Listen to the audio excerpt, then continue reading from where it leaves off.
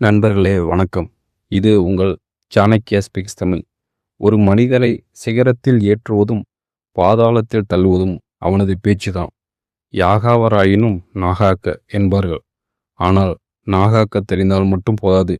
அந்த நாவை கொண்டு உலகையே உங்கள் பக்கம் திருப்புவது எப்படி?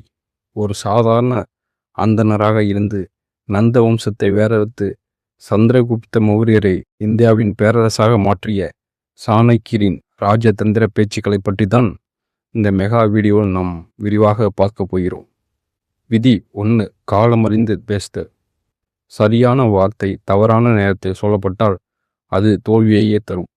அறிவுள்ளவன் இடத்தையும் காலத்தையும் உணர்ந்து பேசுவான் என்று சாணக்கியர் கூறுகிறார்.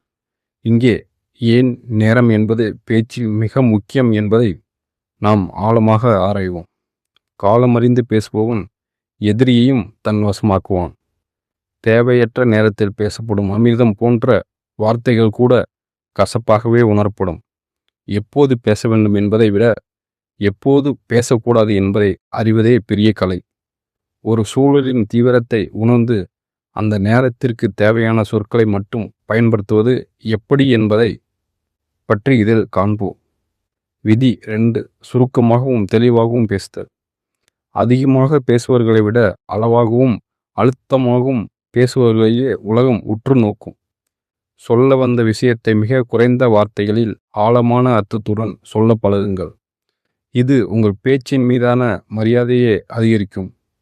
தேவையற்ற வார்த்தைகளை தவிர்த்து உங்கள் கருத்தை ஆணி அடித்தாற்போல் சொல்வது எப்படி என்பதை இங்கே விளக்குகிறேன். வார்த்தை சிக்கனம் கொண்டவரின் ஒவ்வொரு சொல்லும் மந்திரமாக மாறும். உங்கள் பேச்சில் தெளிவிருந்தால் கேட்பவர்களின் மனதில் எந்த குழப்பமும் இருக்காது. விதி 3. கேட்கும் திறன். ஒரு சிறந்த பேச்சாளன் முதலில் ஒரு சிறந்த கேட்பாளனாக இருக்க வேண்டும். மற்றவர்கள் பேசுவதை முழுமையாக கவனிக்கும் போது அவர்களின் பலம் மற்றும் பலவீனம் உங்களுக்கு தெரியும். அதை வைத்தே அவர்களை ஈர்க்கும் வகையில் உங்கள் பதிலை அமைக்க முடியும். அமைதியாக இருந்து மற்றவர் பேசுவதை கவனிப்பது எப்படி ஒரு பெரிய ஆயுதமாக மாறும் என்பதை பற்றி இதில் காண்போம். நாம் அதிகம் கேட்கும்போது எதிராளியின் எண்ண ஓட்டத்தை நம்மால் எளிதாக கணிக்க முடியும். இது உங்களை ஒரு சிறந்த ராஜதந்திரியாக மாற்றும் என்று ஆச்சாரிய சாணக்கியர் கூறுகிறார். விதி 4. உண்மையும் இனிமையும். உண்மையே பேசினாலும் அது மற்றவர் மனதை காயப்படுத்தாத வகையில் இனிமையாக இருக்க வேண்டும். கசப்பான உண்மையை இனிப்பான மொழியில் சொல்வது ஒரு கலை. கடுஞ்சொற்களை தவிர்ப்பது உங்களை சுற்றியுள்ளவர்களை எப்போதும் உங்கள் வசம் வைத்திருக்கும். ஒரு கடினமான செய்தியை கூட மற்றவர்கள் ஏற்கும் வகையில் எப்படி இதமாக சொல்வது என்பது பற்றி இங்கே விரிவாக பார்ப்போம். உண்மையின் வலிமையும் இனிமையான சொல்லின் மென்மையும் இணையும் போது அந்த பேச்சுக்கு ஈடு இணையே இல்லை என்று ஆச்சாரிய சாணக்கியர் கூறுகிறார். விதி 5. எதிரியின் தகுதி அறிந்து பேசுதல். யாரிடம் பேசுகிறோம் என்பதை பொறுத்து பேச்சின் தரம் மாற வேண்டும். ஒரு அறிஞரிடம் அறிவோடும் சாதாரண மனிதனிடம் எளிமையோடும் பேசுங்கள்.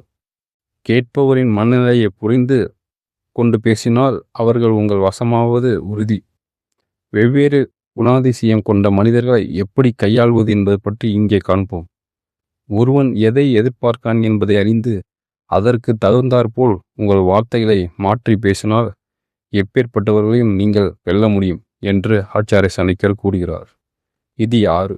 தன்னம்பிக்கையுடன் கூடிய சொற்கள்.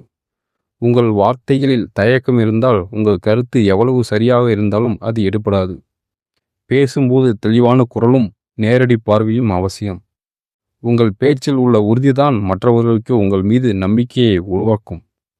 பேச்சில் தன்னம்பிக்கையை வளர்ப்பது எப்படி என்பதை பற்றி இங்கே காண்போம். ஒரு தலைவனுக்கான மிக முக்கிய பண்பு அவனது வார்த்தையில் இருக்கும் அசைக்க முடியாத உறுதி. உங்கள் குரலில் இருக்கும் கம்பீரம் பாதி வெற்றியை உங்களுக்கு தேடித்தரும் என்று நம் ஆச்சாரிய சாணக்கியர் கூறுகிறார். விதி 7. மௌனத்தின் வலிமை. எங்கு பேச வேண்டும் என்பதை விட எங்கு அமைதியாக இருக்க வேண்டும் என்பது மிக முக்கியம். சில நேரங்களில் நீங்கள் பேசும் 1000 வார்த்தைகளை விட ஒரு சிறிய மௌனம் அதிக தாக்கத்தை ஏற்படுத்தும். மௌனம் உங்களை ஒரு ஆளுமையாக காட்டும். மௌனத்தை ஒரு போராட்ட முறையாக எப்படி பயன்படுத்துவது என்பதை பற்றி இதில் விரிவாக பார்ப்போம். தேவையற்ற வாக்குவாதங்களை தவிர்த்து மௌனத்தின் மூலம் மற்றவர்களை சிந்திக்க வைப்பது ஒரு மிகப்பெரிய கலை. முடிவுரை. இன்று நாம் பார்த்த இந்த 7 விதிகள் உங்கள் வாழ்க்கையை மாற்றப்போகும் ரகசியங்கள். உங்கள் பேச்சை வெறும் சத்தமாக இல்லாமல் ஒரு சாதனையாக மாற்ற முயற்சி செய்யுங்கள். இந்த நீண்ட பயணம் உங்கள் ஆளுமையை அடுத்த நிலைக்கு கொண்டு சென்றிருப்போம் என்று நம்புகிறேன். உங்கள் கருத்துக்களையும் இந்த 7 விதிகளில் நீங்கள் எதை பின்பற்றப் போகிறீர்கள் என்பதையும் மறக்காமல் கமெண்ட் செய்யுங்கள். மீண்டும் ஒரு பயனுள்ள வீடியோவில் சந்திப்போம். நன்றி, வணக்கம் நண்பர்களே. இது என்னோட ஓன் வாய்ஸு, ஏஐ வாய்ஸ் கிடையாது. சப்போர்ட் பண்ணுங்கள், சப்ஸ்கிரைப் பண்ணுங்கள். நன்றி, வணக்கம்.